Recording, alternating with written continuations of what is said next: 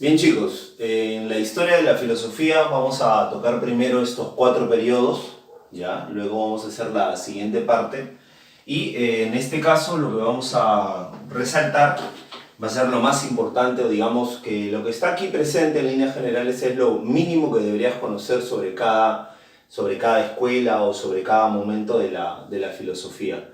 ¿Por qué? Porque digamos que hay un sinnúmero de detalles que voy a ir mencionando que sería bueno que tú vayas tomando nota en algún blog de apuntes o en algún cuaderno para poder recordarlo, ¿no? O de repente recurres a algún libro y puedas encontrar la información también, pero lo que está expresado aquí, digamos que son los conceptos mínimos que deberías manejar. A ver, en la historia de la filosofía se va a indicar o denominar como el primer periodo de la filosofía al periodo cosmológico. ¿Por qué? Porque en este periodo es donde comienza a darse la reflexión racional. Previo a ello se suele establecer que estaba la explicación mitológica. Los griegos explicaban los fenómenos de la naturaleza y cualquier otro tipo de fenómeno u ocurrencia a partir de ciertas narraciones fantásticas denominados mitos. Ahora, dichos mitos, desde algunos autores como Bernard, Comfort, proponen que esos mitos en realidad nunca se dejaron o la filosofía se terminó de desligar de la mitología, que hay evidencia de que en este primer periodo de la filosofía todavía había cierto germen o cierto tinte mitológico. Vamos a tratar de demostrar ello o por lo menos dar algún alcance al respecto. En este periodo, como decía, se trata de dejar de lado la explicación religiosa, la explicación basada en la fe, para introducir una forma de explicación más racional, del lado del logos. Por eso es que vas a encontrar generalmente en los textos que dicen que en este periodo ocurrió el salto del mito al logos. O sea, se deja de lado la creencia para afirmarse en la razón. La palabra logos también puede ser entendida como razón. Ojo, tanto los mitos como la filosofía intentan responder preguntas de manera general o preguntas particulares relacionadas con la política, al hombre, y las preguntas generales o universales relacionadas al origen de la naturaleza, el origen del cosmos, y vas a notar esta suerte de coincidencia, ¿no? Aquí en este periodo cosmológico, el tema principal en el que se van a ocupar estos filósofos iniciales es el cosmos. Puede tener usted el cosmos, la naturaleza, la physis, que es el término que proponen algunos que es el más correcto, porque la physis hace alusión a una naturaleza activa, una naturaleza dinámica, no como la naturaleza entendida como tal es una naturaleza estática, muerta por decirlo así, ¿no? Que no está en constante cambio. Esta de aquí es la physis, el cosmos. Entonces surge como un intento de explicación racional el querer determinar aquel elemento del cual surgió todo. O sea, el elemento que es el principio de todo cuanto existe. A dicho elemento le dieron el siguiente nombre. Vamos a colocarlo aquí. Le llamaron el arjé. ¿Ya? Usted puede encontrarlo en los textos como arjé, puede encontrarlo como arché o también puede encontrarlo como arqué. ¿Ya? Recuerda que eso es la castellanización o cómo suena cuando yo lo pronuncio en nuestro idioma, del griego, ¿no? Arjé, arché, arqué, que significa principio de todo, ¿no? El elemento o el factor fundamental. Entonces lo que vamos a tener aquí es una serie de personajes donde cada uno de ellos concibe desde su punto de vista cuál sería aquel elemento del cual surgió todo. Entonces desde Aristóteles, porque es Aristóteles quien nos hace esta especie de historia de la filosofía inicial, debes saber que estos personajes no tenemos de la mayoría de ellos un texto completo, es más, de algunos solamente se trata de, ¿cómo te digo?, inferir acerca de su teoría a partir de lo que alguien también escribió. Entonces no hay certeza completa. Muchas de ellas son teorías poco acabadas, ¿no? Lo máximo que te van a mencionar son algunas características generales. Incidir en ello, tratar de buscar en la esencia de su teoría es bien complejo, ¿no? Algunas de ellas, como te digo, solo se basan en supuestos, ¿no? No se puede afirmar completamente que este personaje escribió aquello. Entonces vamos a decir, por ejemplo, que Tales, considerado el primer filósofo de la historia desde Aristóteles, ojo, no el primero en autodenominarse filósofo, porque el primero en autodenominarse filósofo fue el señor Pitágoras, que aparece por aquí, ¿no? Cuando le atribuyeron el calificativo de sabio, él dijo, no, yo soy un filósofo, ¿no? Aquel que quiere buscar el conocimiento constantemente. Bien, entonces propone Tales, como primer filósofo de la historia desde Aristóteles, que el elemento primigenio es el agua, ¿no? Todo lo que existe tiene agua, dice. Es más, hasta allá en la tierra puede encontrar agua o humedad. Dice que él escarba en la tierra y encuentra que en la profundidad, hasta la misma tierra a la que se le supone sequedad, está húmeda, ¿no? Ahora, también lo nota en la presencia de la humedad en el cuerpo, ¿no? Estamos constituidos principalmente por agua. También él le atribuye el agua, bueno, suponen que le atribuye al agua la característica fundamental de toda la naturaleza, el elemento primigenio, por el hecho de que justamente el agua facilitó este intercambio cultural, ¿no? que existió a partir del intercambio económico, ¿no? Dada la ubicación que tenía privilegiada en ese momento su tierra. Entonces permitía que las embarcaciones llegaran y hubiera un intercambio cultural, además de económico. Por ello, para él, el agua es el principio de todo, ¿no? La humedad. Para Anaximandro, el arjé de todo es el apeirón. Muchos de ustedes pueden tratar de pensar, ¿no? ¿Qué se trata el apeirón? Bueno, el apeirón se ha logrado o se ha intentado definirlo como lo indeterminado, ¿no? Es un poco complejo explicar esta cuestión del apeirón. En palabras sencillas, diríamos que para Anaximandro, el apeirón es una suerte de lucha entre fuerzas que no es igual a la dialéctica, ojo, sino entre lucha de fuerzas que no se complementan, ¿ya? Donde cada una de ellas quiere imponerse sobre la otra. Entonces esa lucha de fuerzas cíclicas va a llegar a un momento en que va a producir una colisión o una explosión donde todo va a terminar, ¿no? O va a haber una justicia, se van a igualar estas dos fuerzas, o en el caso de que todo colapse se volverá a cero y de nuevo se volverá a originar nuevamente otros mundos. Si usted quiere entenderlo, podríamos explicar lo que estamos viviendo nosotros en cuarentena desde la teoría de Anaximandro. Pues Anaximandro propondría que frente a la presencia de vida exagerada, ¿no? Que está ganando el espacio a la presencia de la muerte, esta lucha entre los dos va a generar, digamos, cierta discordia que solamente el tiempo, como juez, podrá determinar qué va a ocurrir. O se va a terminar por emparejar estas dos fuerzas y lograremos el equilibrio esperado. Profesor, ¿y por qué habría injusticia en el exceso de vida? Porque este exceso de vida le está quitando la posibilidad de la presencia o la ocurrencia de otros mundos. Así como lo has oído, ¿no? Los seres que estamos aquí en este momento estamos haciéndole tanto daño a la naturaleza que va a ser imposible pensar en la posibilidad de vida más adelante. Entonces parece que la misma naturaleza y la realidad está tratando de adaptarse a esto y tratando de introducir la presencia de la muerte para generar una especie de justicia entre los dos. Esta justicia va a generar que o hay equilibrio, ¿ya? O hay equilibrio o colapse todo para volver a iniciarse de nuevo en otro mundo, en otra vida de donde no sabemos si estaremos presentes o no.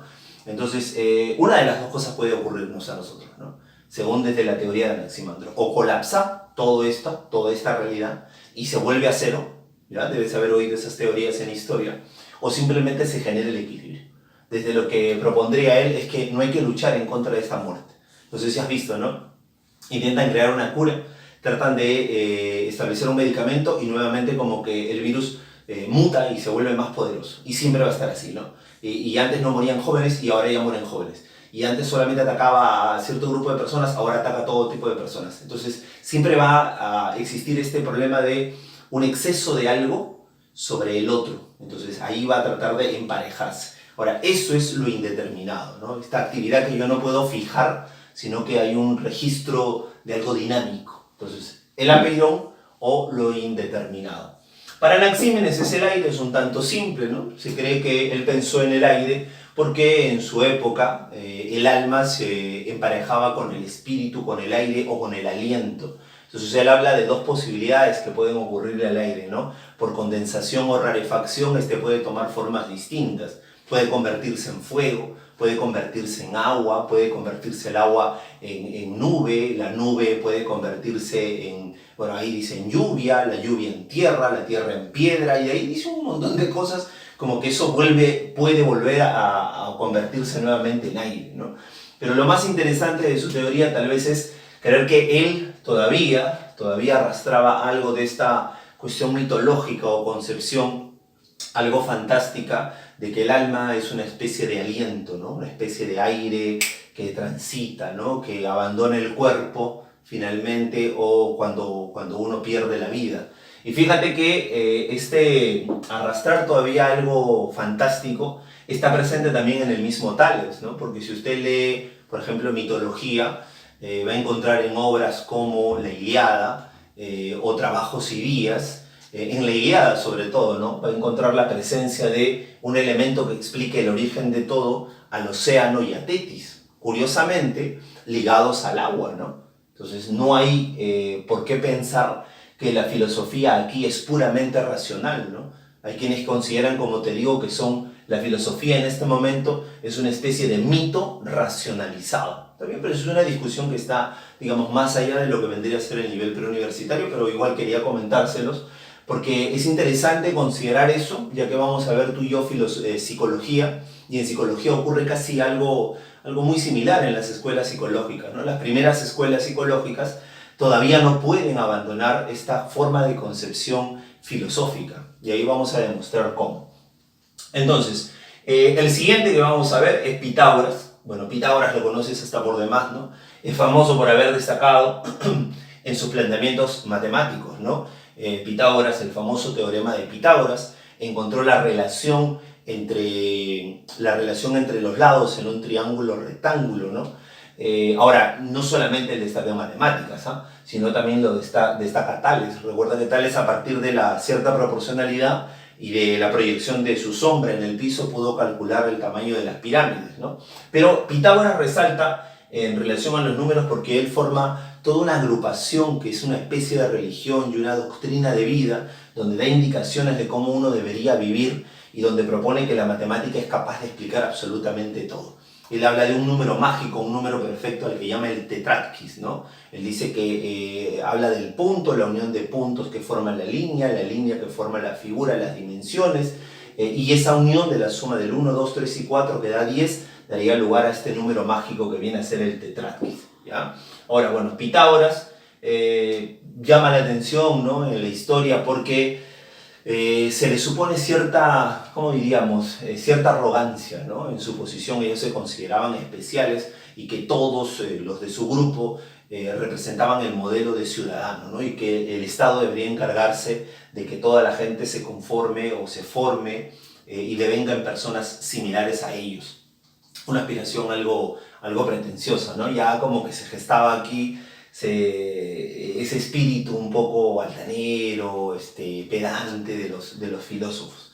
Bien, luego está Empédocles, un personaje que a mí me resulta curioso porque he visto que algunas películas que se les exhibe a niños se basan en principios de este señor, ¿no? No sé si usted habrá visto, le va a sonar ridículo tal vez, pero de repente ha visto esta película infantil que se llama Frozen, creo, ¿no? Tiene dos momentos, ¿no? La Frozen 1, Frozen 2, y en la película número 1, cuidado, atención, alerta de spoiler ahí, en la versión número 1 se propone que Elsa, ¿no? Que es el personaje principal, tiene que dominar o luchar con este poder que ella tiene, ¿no? Tratar de dominarlo y lucha con él y se llena de ira y luego al final de la película entiende que es el amor la que puede darle el equilibrio en esto. Y en la número 2 ella tiene un encuentro con los 4 elementos de la naturaleza, ¿no? Que justamente son los que propone Empédocles. ¿Por qué voy tan lejos en mi afirmación, ¿no? Por lo siguiente, porque en esa película se hace alusión a la presencia del agua, el aire, la tierra y el fuego, que han entrado en conflicto, ¿no? Que no saben qué está ocurriendo, y que la única persona al final de la película que logra generar un equilibrio en todo, ¿ya? Es Elsa, ¿no? La que tiene los poderes. Pues ella representa el amor y el odio. Y justamente Empédocles proponía que todo en la naturaleza está conformado por estos 4 elementos a los que también llama dioses, todavía tiene influencia mitológica, y que la relación entre estos 4 elementos es posible gracias a la presencia del amor y el odio. El odio los separa y el amor los une de manera armónica. Entonces justamente, no sé si te estás dando cuenta, hay como una especie de complicidad entre la película y la teoría de Empédocles, ¿no?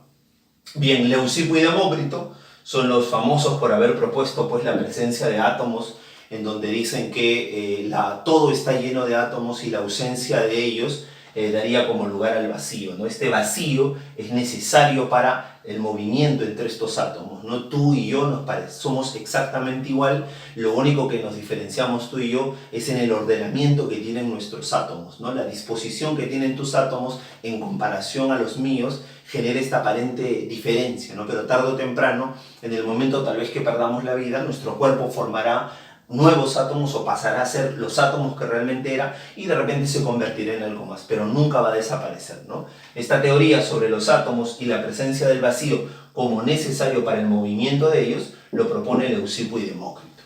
Bueno, y Parménides, tal vez de todos ellos, es el que más resalta porque propuso una de las teorías más densas, ¿no? Una de las teorías más fuertes. Se afirma que él marcó el inicio, dice, ¿no? Del estudio metafísico en la filosofía, más allá de lo concreto. Y se establece erróneamente, en realidad a nivel universitario, muchos autores proponen que es un error establecer una rivalidad con Heráclito, ¿no? Que no hay rivalidad entre ellos. Pero a nivel preuniversitario se dice que las propuestas de Parménides eran contrarias a las de Heráclito.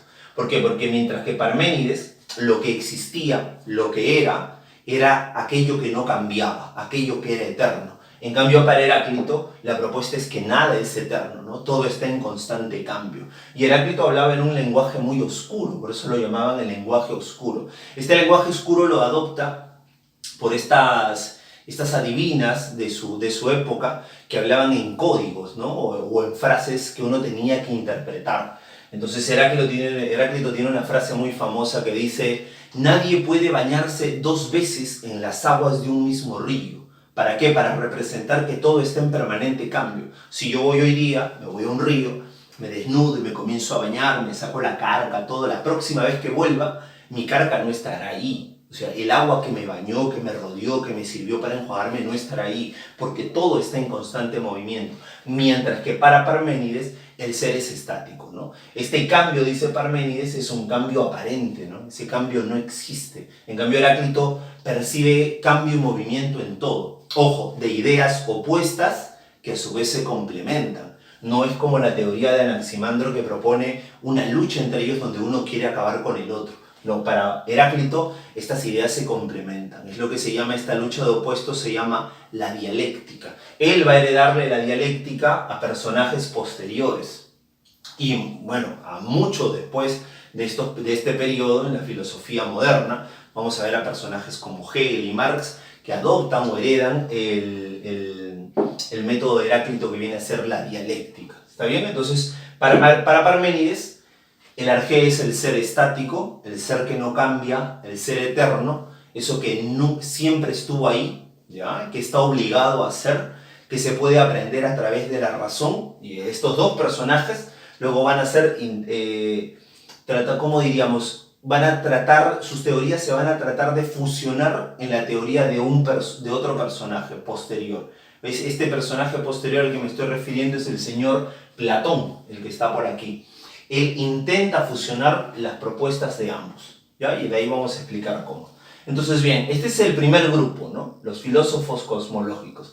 Hemos notado que intentan alejarse de la explicación mitológica, número 1. Número 2, hemos notado que todavía existe en ellos cierto germen mitológico, pero están haciendo su esfuerzo para abandonar este tipo de explicación. En el siguiente periodo ya no hay una preocupación por el cosmos y la naturaleza, sino que la preocupación se va a concentrar en el hombre, en su capacidad para lograr este máximo desarrollo de sus potencialidades que ellos llaman la virtud o la arete, también conocido. Y aquí destaca pues una de las figuras más importantes, el maestro Sócrates, ¿no? Debes saber que Sócrates es considerado como el maestro de todos los filósofos porque era un personaje curioso, un personaje extraño, mucho se ha discutido de él, ¿no? Hay un dato curioso, una cuestión muy, muy interesante, es que nosotros vamos a conocer a Sócrates, lo vamos a conocer a partir de lo que narró alguien más, ¿no? Este señor nunca dejó ningún libro escrito, y justamente eso es lo que hace que uno tenga dudas sobre sus propuestas. Hay 2 versiones, ¿no? La versión de Platón, que fue su alumno y que escribió sobre él de manera muy idealizada, ¿no? Lo idealizó, lo llevó a a la categoría de una leyenda. Y está también la de Aristófanes, que lo retrata en su obra como un charlatán, pues, ¿no? Un simple charlatán. Ahora, otro detalle más sobre Sócrates, que curiosamente este señor prácticamente eligió morir para hacerse conocido, dicen algunos, ¿no? ¿Por qué, profesor? Porque, a ver, vamos de lleno a él, ¿ya? Él tenía la idea, o su propuesta teórica, era de que no existían cuestiones relativas, que el conocimiento era uno nada más, y era absoluto. Y ese conocimiento y esa verdad se tendría que respetar. O sea, no puede existir dos versiones de una misma cosa. ¿Por qué? Porque el verdadero conocimiento se va a imponer como tal, dado que es universal, es absoluto. En cambio, sus rivales, a los que se les propone como rivales aquí por las propuestas, a pesar de que no formaban parte de un grupo, eran los sofistas, que planteaban todo lo contrario, ¿no? Mientras que él era absolutista, se dice, ellos eran relativistas. Para ellos el conocimiento o la verdad dependía de cada sujeto. Entonces, lo que para mí es, y lo que para ti es. Si para mí en este momento está haciendo calor, pues hace calor. Y para ti en este momento donde estoy yo, y si tú estuvieras ubicado aquí, hace frío, pues hace frío. Pues la verdad depende de cada uno de nosotros.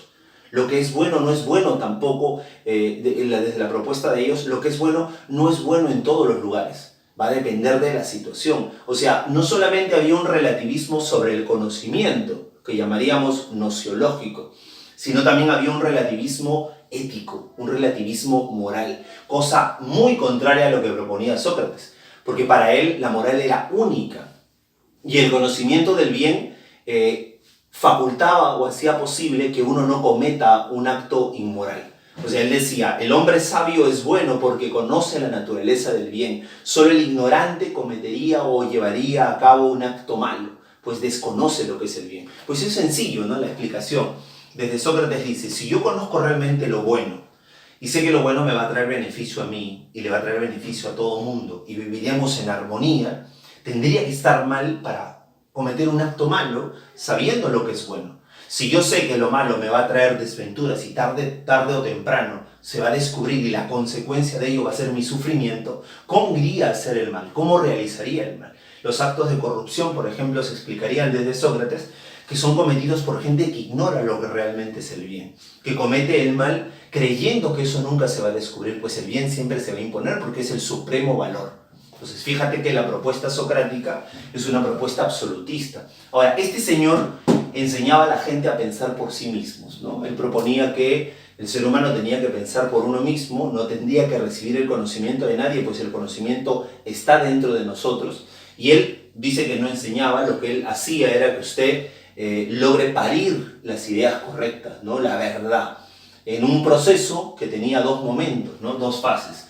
La primera fase, que llamó ironía, es la fase en donde te hacía abortar ideas erróneas. En esta primera fase, él te cuestionaba, te hacía dudar, se burlaba prácticamente de lo que proponías, te hacía preguntas y tú te confundías y te ridiculizaba.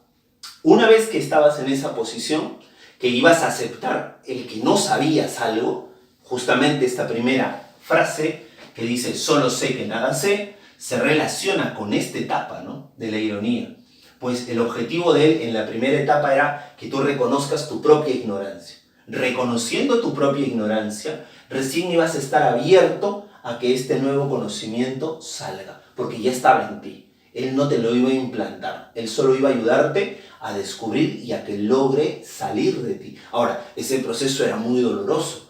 ¿Por qué? Porque te ponía en entredicho cuando te preguntaba. Muchos de sus alumnos en plena discusión comenzaban a sudar como suda una parturienta hasta que llegaba el momento y lograba salir el conocimiento. Y cuando le agradecían al maestro, le decían, maestro, gracias, de no haber sido por ti, no hubiera logrado encontrar este conocimiento. Y él decía, yo no hice nada. Yo lo único que hice, si algo me tienes que agradecer, es haberte ayudado a parir este hijo que es tu conocimiento. Entonces te lo entrego, es solamente tuyo. Entonces ese momento del parto, el arte de hacer parir ideas que él dominaba y que decía que era una actividad similar a la de su madre, ¿no? Él se dedicaba, dice, lo mismo que su madre era partera, nada más que él hacía parir conocimiento a las personas. Este segundo momento, donde habla de que el conocimiento está dentro de ti y tiene que salir, se relaciona con la frase muy conocida de él también, que es el conócete a ti mismo, ¿no?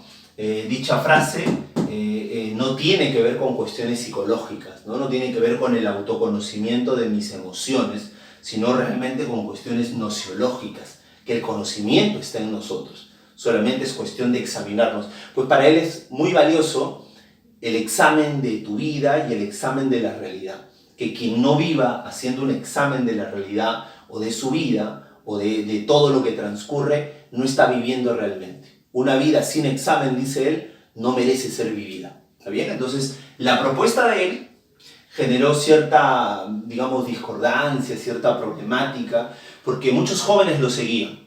Entonces estos jóvenes lo seguían, buscaban conocimiento de parte de él, y él tenía pues por hábito que cada vez que encontraba un político se burlaba de él.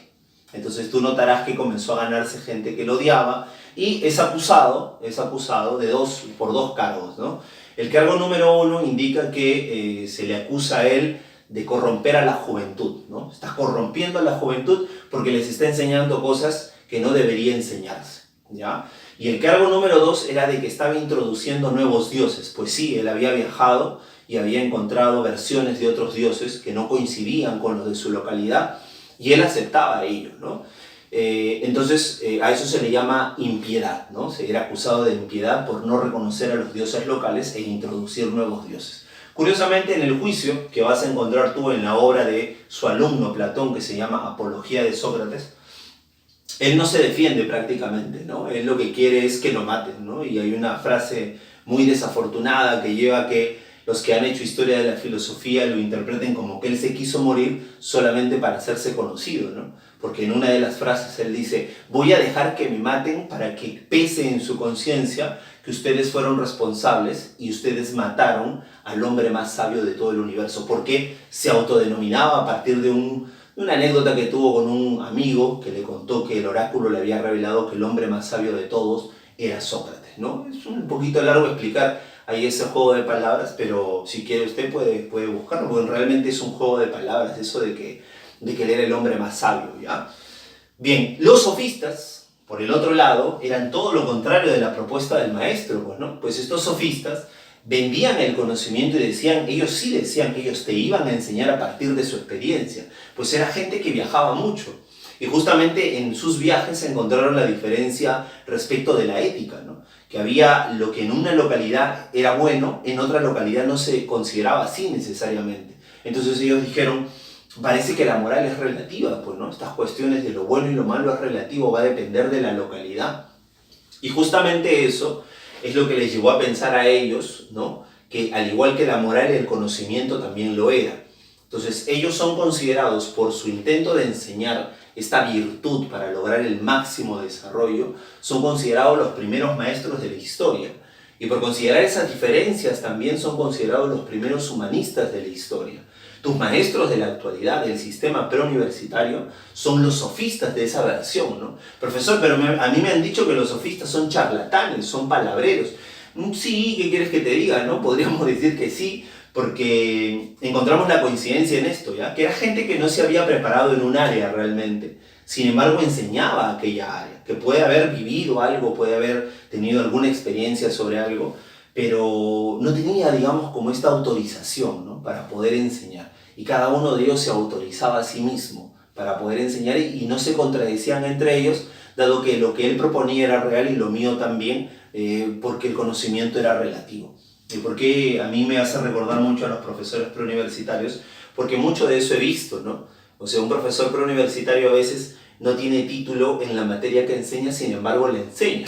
Por ejemplo, yo soy psicólogo, le enseño a usted filosofía. Y usted dirá: ¿y por qué me enseña entonces? Si usted no está preparado para enseñar filosofía. Bueno, pues porque tal vez lo estudié, y la experiencia y la seguridad con la que la puedo contar, o con lo que lo puedo decir, y lo que puede llamar la atención, ¿no? Y las afirmaciones que hago, o la claridad que te parece que expreso, puede llevar al alumno a reconocerlo como alguien que conoce, ¿no? Él conoce, él sabe, se le nota cómo lo dice. Y justamente era lo que Sócrates demandaba, ¿no? Que ellos sorprendían a la gente, pues, ¿no? Hay una discusión muy interesante entre Sócrates y uno de estos sofistas. Ojo, que en el transcurso de la historia, Platón comienza a escribir textos para desvirtuar la imagen de estos sofistas porque los encuentra un tanto responsables, o los encuentra responsables de la muerte de su maestro. Entonces Platón lo que hace es armar toda una campaña de desprestigio para que estos sean percibidos como gente charlatana, como gente que engaña, ¿no? Ligado a lo que hoy llamamos una falacia, un intento de argumento que engaña sin que lo parezca, ¿está bien? Entonces en estas obras Platón hizo pues algo terrible, ¿no? Porque titulaba las obras con el nombre de los personajes o de estos sofistas más conocidos. Y en esa discusión pues Sócrates terminaba ganándoles, ¿no? En plena conversación. Entonces mira lo que tengo acá, tengo que la presencia de estos sofistas, estos maestros relativistas, estaban peleada con la propuesta socrática, pues ellos consideraban que lo más importante de todo, esto es que el conocimiento tenga un valor práctico, fíjate, y que sirva para ganar en las discusiones. Es por eso que a ellos les interesaba mucho formar a sus alumnos en la capacidad de ganar en las discusiones. A eso se le llama la erística. Ojo, y para poder ganar en las discusiones, yo necesito saber convencer al otro a través de la palabra. A eso le llamaban la retórica. Y también debo tener una gran capacidad para desenvolverme frente al público. A eso le llamaban la oratoria. Fíjate que son capacidades que un político demandaría, ¿no? Pues ellos formaron a muchos políticos. Justamente es esa participación que tenían lo que hacía que sean muy renombrados a nivel de su cultura o de la sociedad, ¿no? Estos sofistas eran demandados o, digamos, se les pedía que vinieran y los mecenas de ese tiempo, de ese entonces, los recibían en sus casas y les daban pues todas las comodidades. Y la gente quería ir a verlos, ¿no? A conocerlos. Oye, va a venir tal, va a enseñar, a ver, quiero conocerlo. Es más, hay una anécdota que cuenta que Hipócrates, al que debes conocer como el padre de la medicina, alumno también de Sócrates, cuando se enteró que uno de estos sofistas venía a su localidad, le pidió que lo llevara, ¿no? Le dijo, llévame, ¿no? Quiero conocerlo. ¿Por qué? Porque eran muy admirados. Es después de todo lo que ocurre con Sócrates que, bueno, se arma toda esta campaña de desprestigio, como te digo, ¿no? Y son considerados hoy por muchos que no han leído pues en profundidad sobre ellos, son considerados como unos charlatanes, pero no. Digamos que ellos establecieron facilitaron esta posibilidad de criticar y exigir evidencia en la filosofía. Ahora, dos figuras son las que más resaltan, ¿no? Una de ellas es famosa por una doctrina, le dicen, ¿no? La doctrina que se resume en esta frase que dice, el hombre es la medida de todas las cosas. Esa doctrina se le conoce con el nombre de la doctrina de la homo es hombre, homo mensura, ¿ya? La palabra mensura significa medida. O sea, esta es la doctrina que afirma que el hombre es la medida de todas las cosas. El hombre es la medida de la verdad. O sea, lo que hace un rato te dije, ¿no? Lo que si algo para mí es cierto, lo es. Si lo es para ti, eso también lo es. Fíjate, este personaje que ha pasado a la historia es el sofista de nombre Protágoras, ¿no? El gran Protágoras de Abdera, ¿está bien? Y el otro sofista también muy famoso, que también hay una obra en su honor, ¿no? Con su nombre, es el señor Gorgias de Leontino. Vas a permitirme que me agache. Se escribe Gorgias, se pronuncia Gorgias de Leontino, a quien se le reconoce, mira, a Protágoras se le reconoce como el principal relativista, ¿no? Esta frase revela todo lo que vendría a ser la propuesta relativista. En cambio, a él se le suele emparentar con el escepticismo, ¿no? El no creer en la posibilidad del conocimiento. Pues él tiene una frase que dice, nada existe, nada existe. O sea, no te creas que algo existe, nada existe. Si existiera, no se podría conocer. Ya, mira, y si se conociera, no se podría comunicar o transmitir a través de nuestro lenguaje. O sea, para él el conocimiento era imposible. Sé que de repente en algunos textos vas a encontrar que resulta ser más un representante del nihilismo, pero es un error, ¿ya? Es un error, forma parte de un cuerpo teórico distinto, ¿no? Si yo quisiera encajar su forma o línea de pensamiento en una propuesta filosófica, sería más apropiado identificarlo con el escepticismo, ¿no? Esta transmisión de la verdad, la imposibilidad de la transmisión de la verdad. Ahora, también se puede someter a discusión por el hecho de que no conservamos texto de él, sino que algo se sabe de él a partir de lo que alguien comentó, ¿no? Desde la obra de Platón. No hay un texto sobre él o escrito por él que revele su pensamiento. ¿Está bien? Entonces, fragmentos puede existir. Bien, hasta aquí lo que viene a ser el maestro murió, decía, ¿no? Fue condenado a muerte por esos dos cargos, él aceptó morir y la condena que se le dio era ingerir un veneno llamado la cicuta, ¿no? Él lo ingirió totalmente tranquilo, es más, hizo un salud para un dios de la salud, y bueno, le pidió a sus amigos que por favor cuando vean a sus hijos que siempre los cuestionen y los ridiculicen si están diciendo algo inadecuado, ¿no? Pues el maestro era así, ¿no? Un tanto raro, un tanto extraño. Hay infinidad de propuestas que podemos resaltar o anécdotas de él que son muy interesantes, ¿está bien? Él impactó mucho a muchos filósofos y escuelas posteriores y tal vez en el que más impactó fue en el señor Platón, ¿ya? Platón, en realidad, vamos a decir de él, que él se quería dedicar a la literatura. Es que conoce a Sócrates y lo impacta tanto que cambia de propuesta, ¿no? Entonces él dice, no, ya no me voy a dedicar a la literatura, me voy a dedicar a la filosofía. Entonces el maestro es admirable.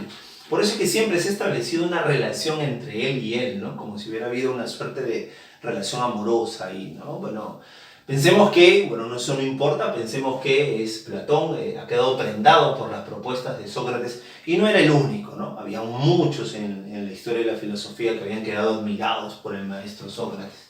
Entonces, Platón, vamos a identificarlo como alumno de Sócrates, ¿ya? Se dedica a la filosofía a partir del impacto que le genera y él va a enseñarle a Aristóteles, que es el que va a estar junto con él en este periodo, el periodo ontológico. Ellos se ocupaban del hombre, ya no del cosmos, por eso era antropológico, el hombre es su tema, sin embargo ellos se preocuparon acerca de la realidad, del ser. Tuvieron varios temas, pero por el que se les reconoce en este periodo es acerca del ser, ¿ya? Estos representantes vamos a ponerlos como una especie de disputa, dado que uno propone algo contrario de respecto al otro. Ya habíamos comentado en el inicio de que Aristóteles había hecho esa declaración sobre que es más amigo de la verdad que de Platón, ¿no? Entonces él le enseña a Aristóteles durante 20 años, funda una escuela. Hay una anécdota muy curiosa también con qué dinero usó para fundar esta escuela. Fue el dinero que no le recibió un alumno, que a él lo compró como esclavo, ¿no? Porque él se convierte en esclavo, su alumno lo compra y él intenta devolverle el dinero de lo que le costó a su alumno, que lo liberó de la esclavitud y le regaló su libertad, pero el alumno no lo acepta y con ese dinero él decide fundar una escuela, ¿no? La academia, donde principalmente se enseñaban matemáticas, ¿no? Había un cartel en la entrada, dicen que decía que nadie ingrese aquí que no sepa matemática o geometría, que era el nombre que se utilizaba en ese tiempo. Pues también había impactado, digamos, la forma de pensamiento platónica, los aportes de Pitágoras, ¿no? Pitágoras era un referente muy importante para Platón. Ahora, las obras, porque este fue un escritor muy prolífico, escribió mucho, las obras que él escribió se denominan los diálogos. ¿Por qué? Porque en sus obras siempre existe la conversación entre personajes. Y estos personajes, bueno, de estos personajes, el principal en casi todas sus obras, ¿quién fue? El maestro. Ahora ya entenderás el por qué establecen esta suerte de relación entre los dos amorosa, ¿no? Porque el personaje principal de sus obras era él. Cerca de 35 diálogos dije, y cada diálogo tiene un nombre dependiendo del tema que trata.